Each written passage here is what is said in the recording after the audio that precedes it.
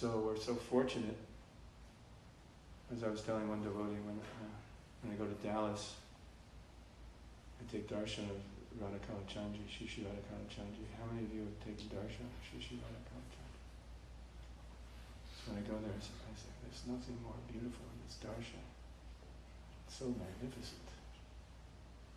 And when I come to Houston, I come before Shishi Radha Nilamadava and I say, there's nothing more magnificent than this darshan. It's very special, very, very special. Of course, then I go back to Dallas and the same thing happens. But Krishna and Radha and Krishna are just so special. And somehow or other, we have such fortune of being able to sit in their presence and glorify them and dance before them, which they like very, very much. It's explained that there are 5 activities that are have inconceivable potency. Goswami explains them. Inconceivable potency. Of all the activities of devotional service, and there are many, there are 5 activities that have inconceivable potency. And if you examine how Prabhupada fashioned the Sunday feast, it seems so natural, and it is very natural. All those activities are there. That's why this Sunday program is so powerful.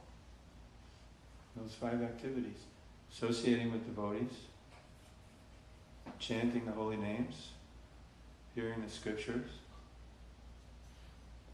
worshipping the deities, and being in a sacred place. Those 5 activities have inconceivable potency. Even a person who has no attraction, just a little sincerity, no attraction, even without sincerity, we see, because that comes. Even a person with no attraction, by being in an atmosphere where these activities are going on, that attraction will manifest. That's how powerful it is. Just like my one friend, Dravidaprabhu, maybe I've mentioned this once before. Dravidaprabhu was a great scholar. He edits Prabhupada's books. He knows 10 million verses, and he's always quoting them with great relish. And he's a poet as well, and he's translated so many verses into English poetry. Just like those of you who understand Bengali can appreciate the poetry of the Chaitanya Charitamrita. So you understand the words. So when you have the same meaning presented in English, it has great impact upon the English-speaking audience. So Dravida is like that. And we were in San Diego many years ago. We were discussing how to make the Sunday feast better. Any of you remember this story? Yeah. How are we going to make the Sunday feast better? How can we improve it? So one devotee said, well, we can have everyone turn their cell phones off.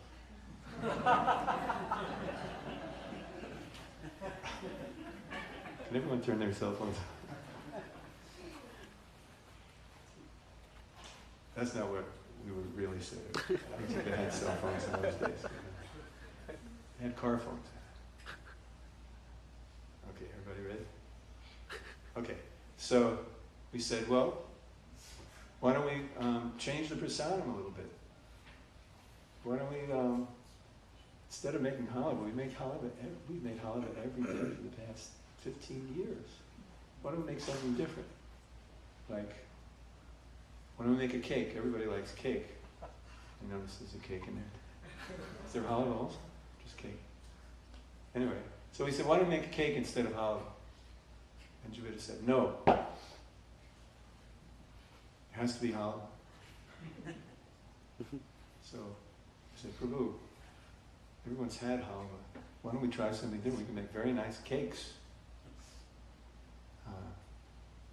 Different frostings, different ingredients. Everybody loves cake. He said, it has to be Halwa. I said, Prabhu, why does it have to be Halwa? He said, there has to be Halwa. So, Javira Prabhu, can you explain to us why you say there has to be Halwa? He said, I became a devotee because of Halwa. He said, every day I would go to the Brooklyn Temple. I didn't like chanting. I didn't like the philosophy. Devotees, I guess they were okay. But when I went to the temple, I was thinking only of one thing. The Halwa. And he said, I'd get enough halwa, I'd eat as much as I could, and I'd bring enough home to last me a whole week. And I'd eat it all within 2 days.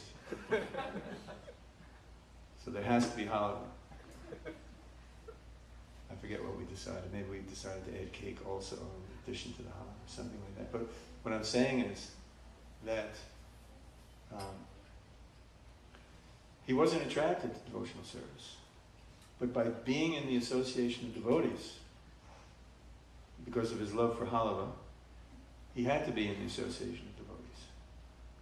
He had to hear the class and had to chant Hare Krishna. Of course, I guess some people just sneak over there for the prasadam. Maybe they do that here.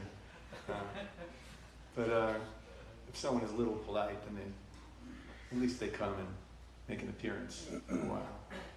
So he was doing that, and he became so purified, so much enlivened by Krishna consciousness that he joined the temple by these activities. You can't just join because you like prasadam. You don't last very long, because you do have to get up in the morning and you do have to chant 16 rounds and chant in front of the deities and do devotional service. You can't just sit and eat halwa all day long.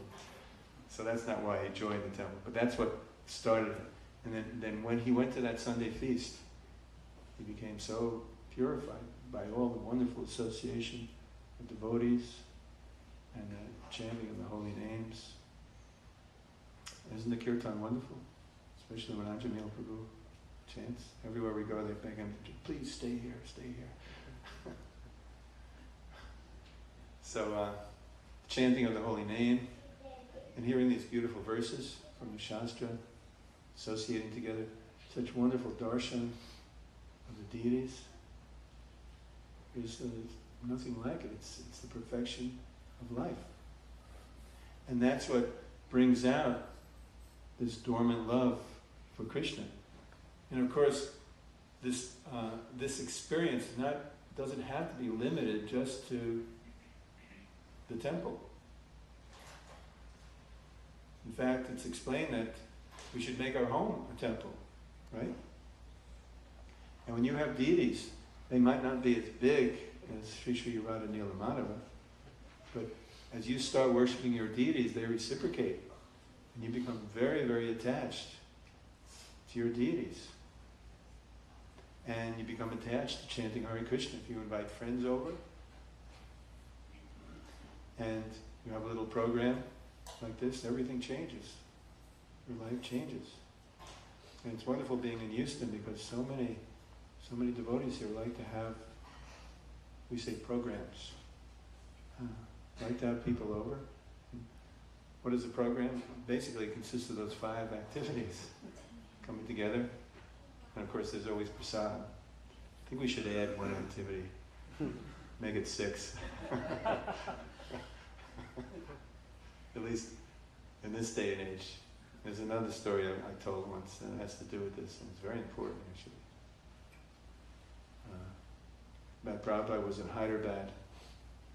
This was many, many years ago, maybe 1971 or 2. And so many people were coming, the devotees had a big program, a big festival. And the prasadam that they made was horrible. It was horrible. And Prabhupada found out, and he was furious. He said, when people come to our programs, the prasadam should be so nice, give them whatever they want.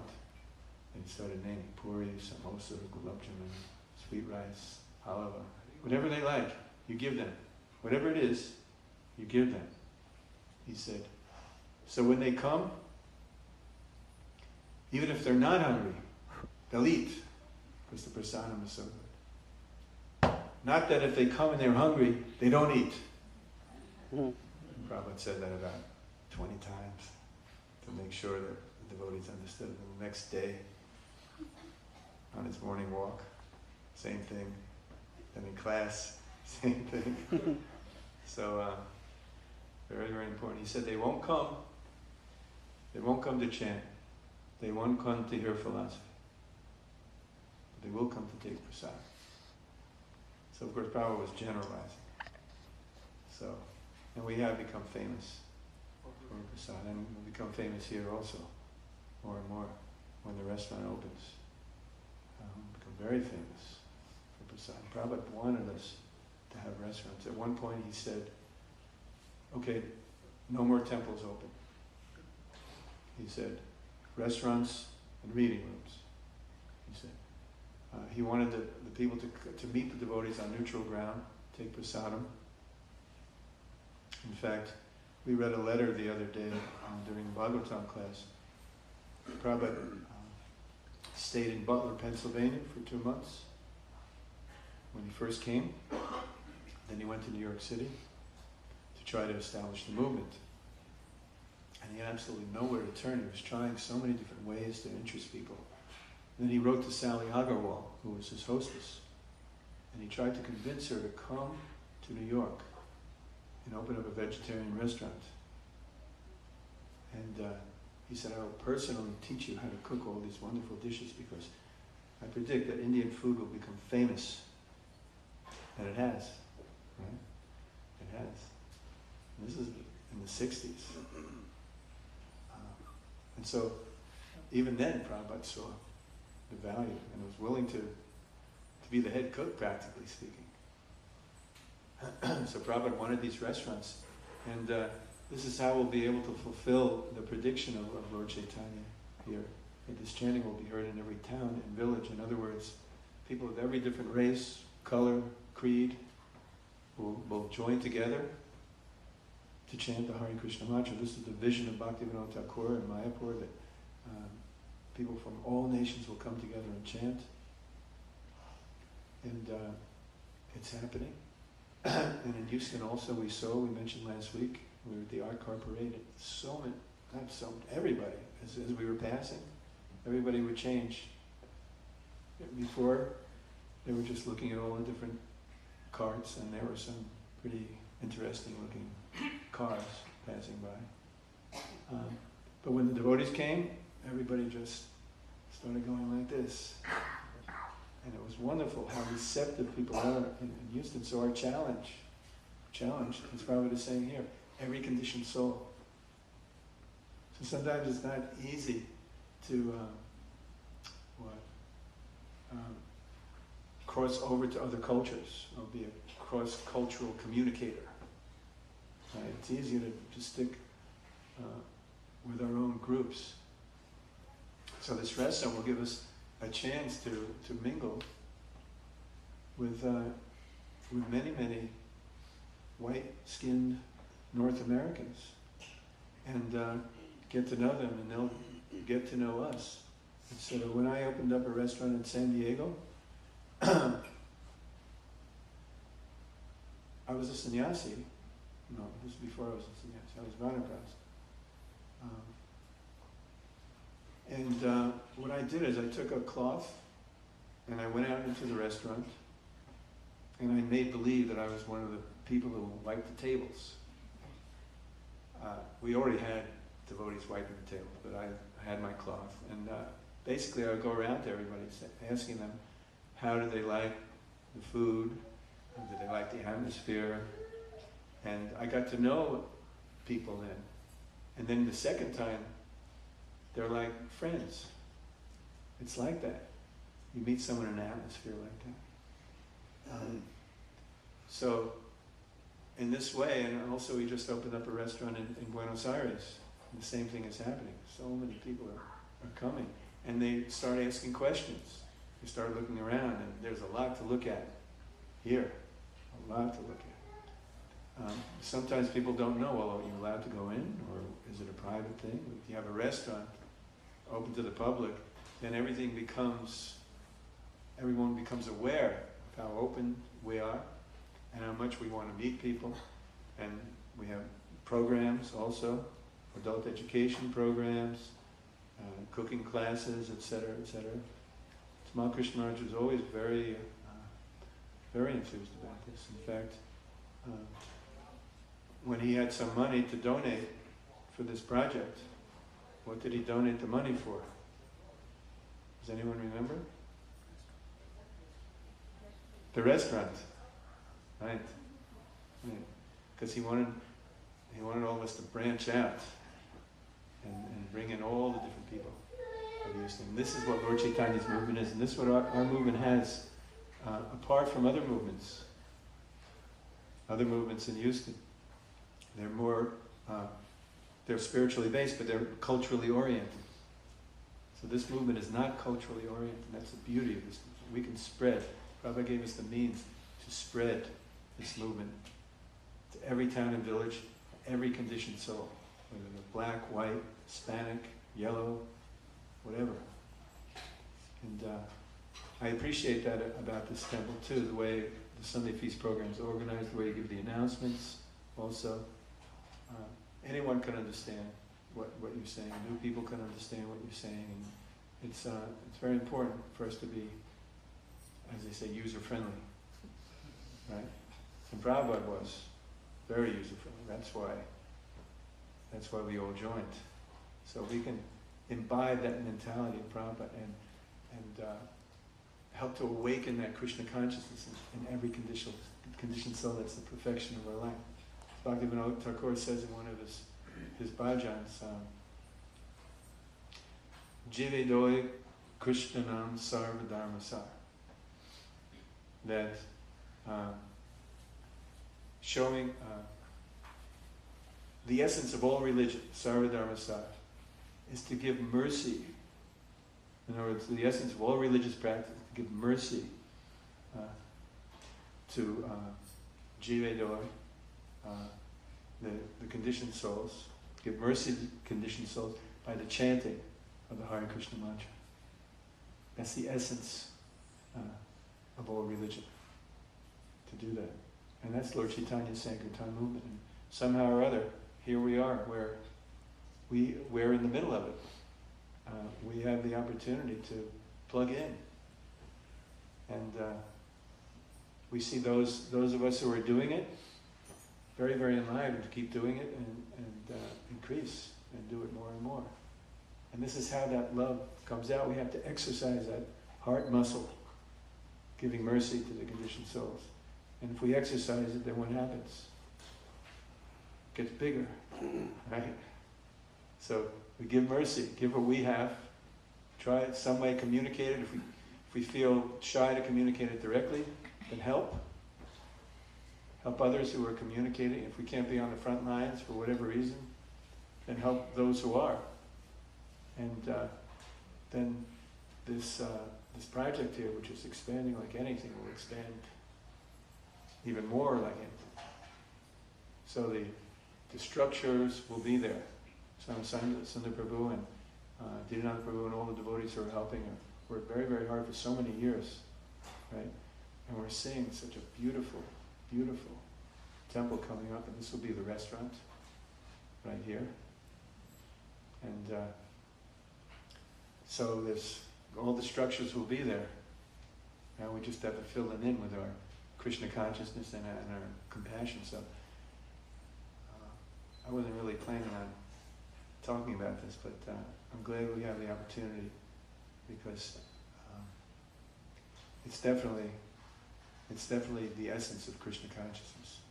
To, as is being explained, practice sadhana bhakti to awaken those feelings in an environment like this, those feelings of affection for Krishna, and then give those feelings to others. Then you feel so happy. Making others happy is the way that we automatically become happy, especially if we're making others happy in Krishna consciousness. Then we gain the mercy of Srimati Radharani, who says to Krishna, this devotee is doing so much more service, so much better service than mine. Please give him your mercy. Thank you very much. Srila Prabhupada ki